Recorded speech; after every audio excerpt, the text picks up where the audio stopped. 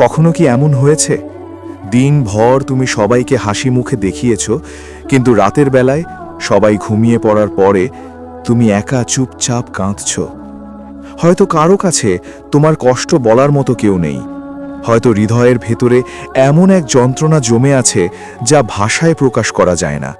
হয়তো মানুষ তোমাকে বুঝতে পারেনি, হয়তো তোমার প্রিয় মানুষটি তোমাকে ছেড়ে চলে গেছে, হয়তো জীবনের চাপ, দুশ্চিন্তা আর হতাশা তোমাকে ভেঙে দিয়েছে।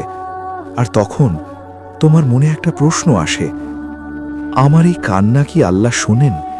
এই নিঃশব্দ রাতের দোয়া কি আল্লাহর কাছে পৌঁছায়? হ্যাঁ, নিশ্চয়ই পৌঁছায়। ইসলাম আমাদের শেখায় রাত এমন একটি সময় যখন বান্দা আর আল্লাহর মাঝে দূরত্ব সবচেয়ে কম হয়ে যায়, যখন পৃথিবীর মানুষ ঘুমিয়ে থাকে, যখন চারপাশে নীরবতা নেমে আসে, যখন কারো চোখে তোমার কান্না পড়ে না, তখনও একজন আছেন যিনি তোমার প্রতিটি অশ্রু দেখেন।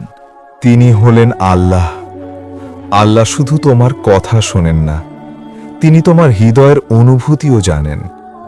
তুমি হয়তো মুখে কিছু বলনি, কিন্তু হৃদয়ের ভেতরে যে ব্যথা জমে আছে, আল্লাহ সেই ব্যথাও জানেন। অনেক মানুষ ভাবে, আমি এত কাঁদি, এত দোয়া করি, কিন্তু আল্লাহ কি সত্যিই শুনছেন? মনে রেখো, আল্লাহ এমন এক রব যিনি পিঁপড়ার পায়ের শব্দও শুনতে পান।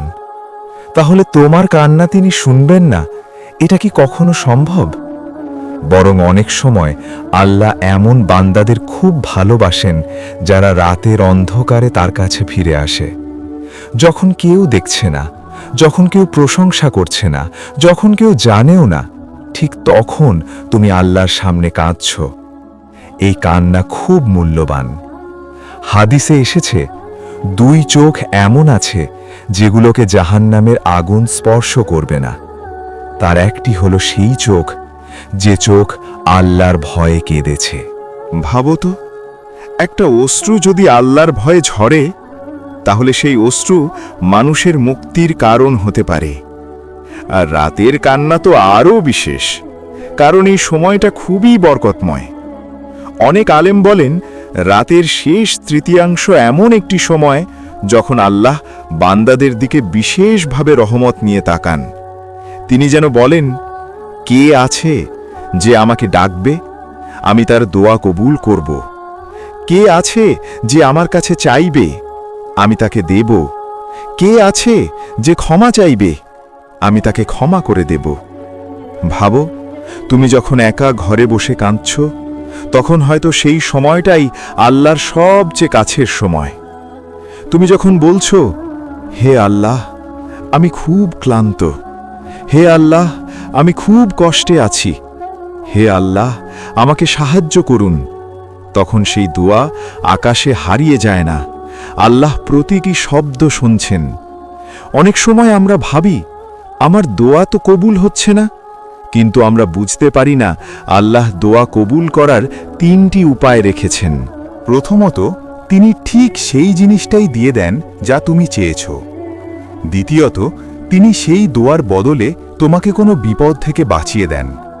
তৃতীয়ত, তিনি সেই দোয়ার প্রতিদান আখিরাতের জন্য রেখে দেন। তাই কখনো মনে করো না তোমার কান্না বৃথা যাচ্ছে। কোনো অশ্রু আল্লাহর কাছে নষ্ট হয় না। তোমার জীবনে হয়তো আজ খুব কষ্ট, হয়তো তুমি ভাবছ সব দরজা বন্ধ, কিন্তু মনে রেখো, মানুষের দরজা বন্ধ হলেও আল্লাহর দরজা কখনো বন্ধ হয় না। তুমি যদি সত্যিকারের হৃদয় নিয়ে তার কাছে ফিরে আসো, তিনি অবশ্যই তোমার কথা শুনবেন। হয়তো আজ তোমার চোখে পানি আছে, কিন্তু হয়তো সেই কান্নাই তোমাকে আল্লাহর আরও কাছে নিয়ে যাচ্ছে। অনেক সময় আল্লাহ মানুষের হৃদয় ভেঙে দেন যাতে সে আবার তার কাছে ফিরে আসে, কারণ ভাঙা হৃদয়ের দোয়া খুব শক্তিশালী। তাই যদি কখনো রাতের অন্ধকারে তুমি কাঁদো, লজ্জা পেও না। সেই কান্নাকে দোয়ায় পরিণত করো। আল্লাহকে বলো, হে আল্লাহ, আপনি তো সব জানেন, আমার কষ্টও জানেন, আমাকে শক্তি দিন, আমাকে পথ দেখান।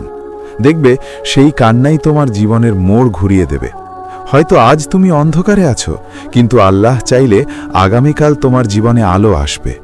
তাই কখনো আশা হারিও না, কারণ তুমি একা নও। তোমার রব সবসময় তোমার সাথে আছেন। যদি এই ভিডিওটি তোমার হৃদয়ে ছুঁয়ে যায় তাহলে ভিডিওটি লাইক করো, কমেন্ট করে লিখো আল্লাহ আমার কথা শুনছেন। আর এমন ইসলামিক মনে করিয়ে দেওয়া ভিডিও পেতে চ্যানেলটি সাবস্ক্রাইব করে পাশে থাকো। আল্লাহ আমাদের সবাইকে ধৈর্য, ঈমান এবং কবুল হওয়া দোয়া দান করুন। আমিন।